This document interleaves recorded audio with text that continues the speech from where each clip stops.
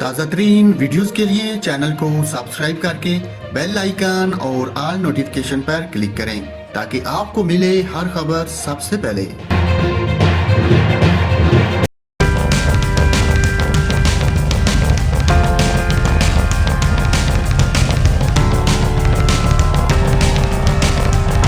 ناظرین، آپ کو بتائیں provincial disaster management authority PDMA نے بلوچستان میں سیلاب سے متاثرہ علاقوں میں امدادی سرگرمیوں کی رپورٹ جاری کر دی۔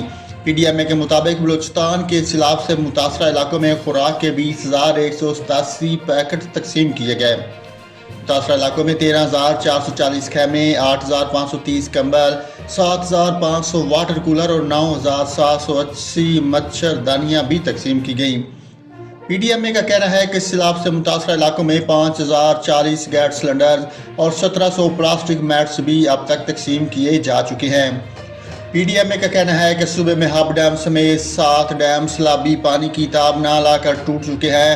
ادھر سکھر براز سے اتوار کو مزید 4 لاشیں جبکہ 24 گھنٹے کے دوران 12 لاشیں برآمد ہوئی ہیں، جس کے بعد 13 روز میں بھی براز سے ملنے والی لاشوں کی مجموعی تعداد 24 ہو گئی ہے۔ پاک فوج کے شعبہ تعلقات عامہ ISPR کے جاری بیان کے مطابق سیلاب سے متاثرہ علاقوں میں پاک فوج کا ریلیف آپریشن بھی جاری ہے۔